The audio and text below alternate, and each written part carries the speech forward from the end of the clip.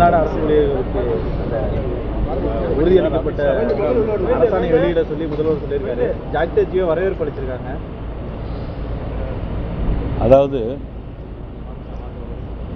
எப்போ உறுதியளிச்சிருக்காங்க? இப்போ ஜாக்டோஜியோ குழுவினர் வந்து முதல்வருக்கு இனிப்பு ஊட்டி வரவேற்பு அளிச்சிருக்காங்க. இனிப்பு ஊட்டலாம், எது வேணாலும் ஊட்டலாம். எப்போ தாரன்னு சொன்னாங்க?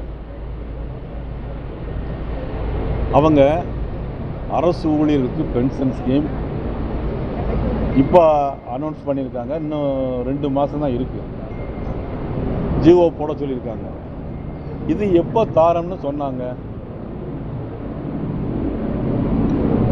எப்போ தாரன்னு சொன்னாங்க? இல்லை இல்லை இல்லை, எப்போ தாரன்னு சொன்னாங்க? ஒத்துக்கடை எப்போ தருவோன்னு சொன்னாங்க? அவங்களுடைய தேர்தல் வாக்குறுதியில் சொன்னாங்க. ஒரு அரசுக்கு ஆயுள் காலம் எத்தனை வருஷம்? 5 ஆண்டுகள். இந்த அரசுடைய ஆயுள் காலம் முடிய போகுது. அப்போ இவ்வளோ நாள் கழிச்சு 5 வருஷம் தராமல் இப்போ மட்டும் தாரோன்னு சொல்லியிருக்காங்களே, ஏன்? அங்கே 20 லட்சம் கொடுக்காங்க, 10 லட்சம் கொடுக்காங்க, இவங்க வரவேற்றாங்க, அதெல்லாம் வேற விஷயம். ஒரு அரசினுடைய ஆயுள் காலம் 5 ஆண்டு. தன்னுடைய தேர்தலுக்கிலே ஓல்டு பென்ஷன் ஸ்கீம் தாரன்னு சொன்னாங்க. சரி, துப்புரவு தொழிலாளருடைய பிரச்சனை என்னாச்சு? இடைநிலை ஆசிரியருடைய ஊழியர்களுடைய பிரச்சனைகள் என்னாச்சு? தமிழ்நாடு முழுவதும் இருக்கக்கூடிய செவிலியர்கள் உள்ளிருப்பு போராட்டம் நடத்துகிறார்களே, அவர்களுடைய பிரச்சனை என்னாச்சு? இந்த ஒரு திட்டத்தை மட்டும் அவசரமாக கொடுக்க முடியாதுன்னு தெரிஞ்சிருந்தோம். கொடுக்குறேன்னு ஒரு வாக்குறுதி சொல்லி இனிப்பு ஊட்டினாக்கி அதை எப்படி வரவேற்க முடியும்? அது எந்த விதத்தில் நியாயம்? அது ஜாக்டோஜியோ உறுப்பினர்களை ஏமாற்றுவதற்கான அறிவிப்பா அல்லது பொதுமக்களை ஏமாற்றுவதற்கான அறிவிப்பா? ஆட்சிக்கு வந்தவுடனே நீட் தேர்வை ரத்து செய்வோம்னு சொன்னாங்க. செஞ்சுருக்காங்களா? செய்யலை. ஆட்சிக்கு வந்தவுடனே சிலிண்டருக்கு 100 ரூபாய் குறைப்போம்னு சொன்னாங்க. செஞ்சாங்களா? இது வரைக்கும் செய்யலை. ஆட்சிக்கு வந்தவுடனே டீசல் பெட்ரோல் விலை 10 ரூபாய் குறைப்போம்னு சொன்னாங்க. செஞ்சாங்களா? இது வரைக்கும் செய்யலை. அப்போ இதை மட்டும் அவசரமாக அறிவிச்சிருக்காங்க. ஏன்னா இது வந்து நம்முடைய ஆட்சி இருக்காதுன்னு தெரியும், நம்ம கொடுக்க போகிறது இல்லைன்னு தெரியும். கொடுக்காதவர்கள் எதையோ காட்டி கொடுப்பதை போல நடித்து கொண்டிருந்தால் இது ஒரு ஏமாற்று வேலை. இது இந்த அரசினுடைய வாடிக்கையான ஒரு ஏமாற்று வேலை என்பது. மத்திய அரசு ஊழியர்கள் ஆர்ப்பாட்டம் பண்ணிட்டு அது பண்ணட்டும். நம்ம வந்து வாக்குறுதி நாங்கள் வந்து பண்ணிட்டு இருப்பாங்க. நாங்கள் கேட்கறது இப்போ மாநில அரசை பற்றி கேட்குறேன். காங்கிரஸ் ஒரு குளறுபடியால் திமுக பாதிக்குமா?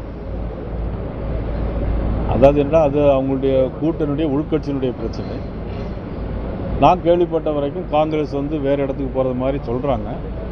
பட் இருந்தாலும் ஒரு கூட்டணியை பற்றி உடனடியாக எதுவும் உறுதியாக நம்ம சொல்லிட முடியாது.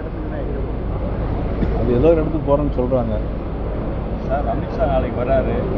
கூட்டணி பேச்சுவார்த்தை நடக்கிறதுக்கு வாய்ப்பு இருக்கா? வேறு யாரும் வராங்களா?